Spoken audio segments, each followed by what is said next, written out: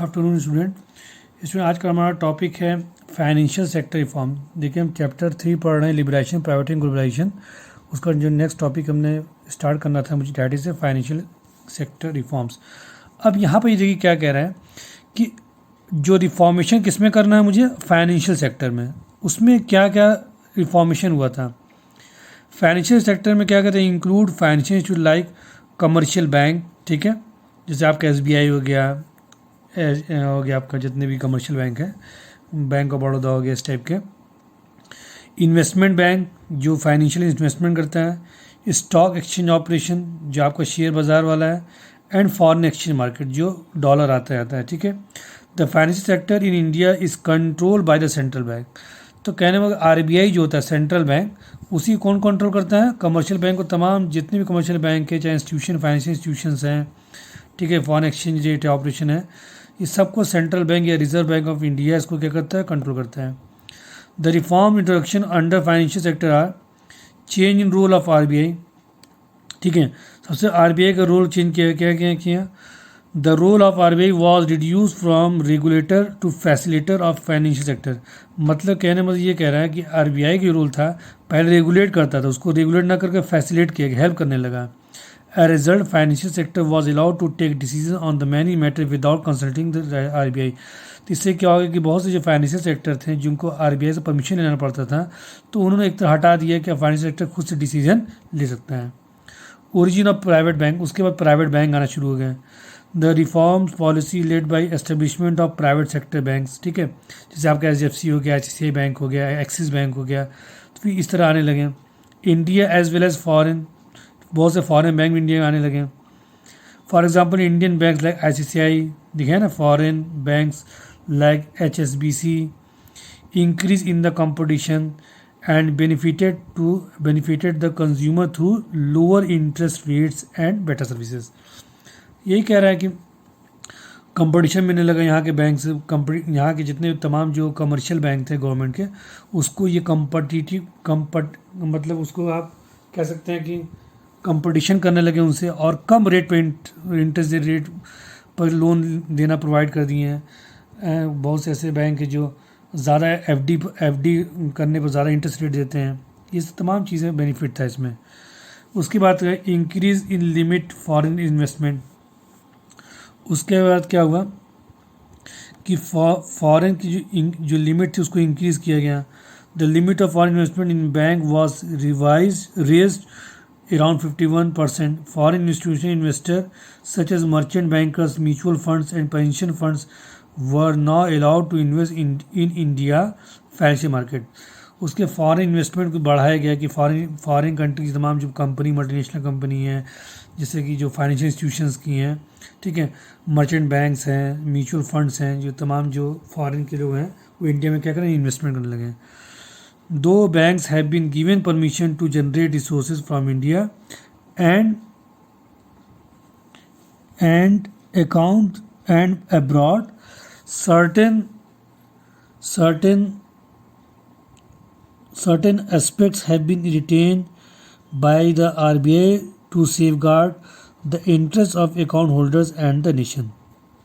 ठीक है, तो एक तरह से जो बैंक कई तरह का परमिशन देना शुरू कर दिए हैं इंडिया में। जो तमाम कंज्यूमर थे, जो फॉरेन के जो रहते थे, वो भी इंडिया में जो बैंक को इस्तेमाल करते थे, तो कई तरह के उनको जो है आरबीआई क्या करने लगा, एक तो उनको प्रोटेक्ट करने लगा सेफ गार्ड के रूप में कि आप हमारे यहाँ बैंक ओपन कीजिए, कोई दिक्कत की बात नहीं है, लोग आपके यहाँ पैसे जमा करेंगे, ये सब चीज़ था। उसके बाद क्या आ गया, देन आफ्टर क्या है, ईज इन एक्सपेंशन प्रोसेस, उसके एक्सपेंशन किया गया। Banks were given freedom to set up new branches after the fulfilment certain condition without approval of RBI.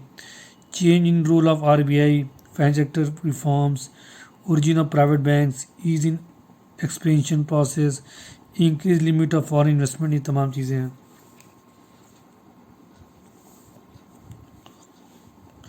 Tax reformation, अब उसके बाद टैक्स रिफॉर्मेशन क्या क्या है, क्या सुधार हुआ।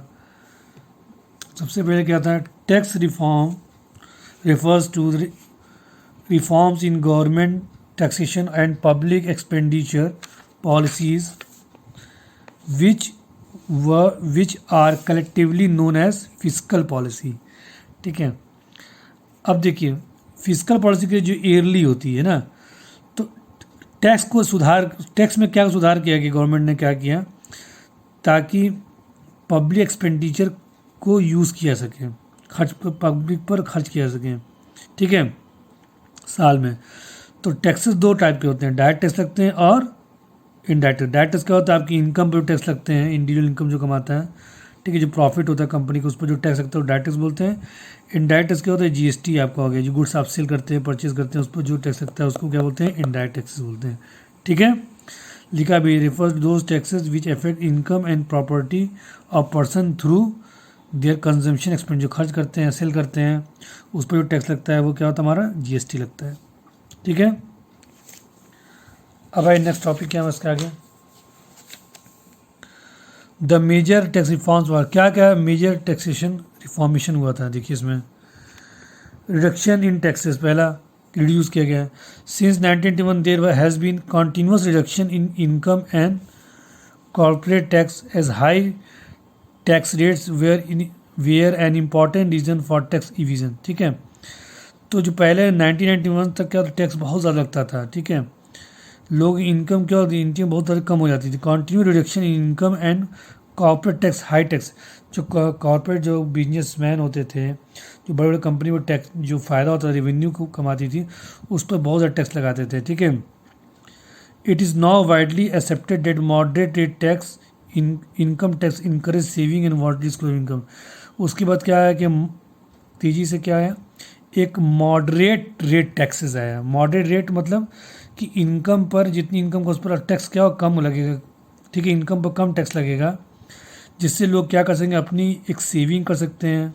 ठीक है, और अपनी इनकम के बारे में बता सकते हैं कि डिस्क्लोज कर सकते हैं कि मेरी कितनी इनकम है। ठीक है, जब ज़्यादा टैक्स लगाएंगे तो कोई बताए नहीं, कम टैक्स लगेगा तो लोग बताना शुरू करिए चलिए मेरी इतनी इनकम है, उस पर आप टैक्स लगा सकते हैं। ठीक है, इतना टैक्स लगेगा तो लोग खुद अपने बारे में बताने लगे। रिफॉर्म्स इन इनडायरेक्ट टैक्स, अब इनडायरेक्ट टैक्स में क्या क्या सुधार हुआ। Considerable reforms have been made in indirect taxes to facilitate establishment of common national market for good and commodities.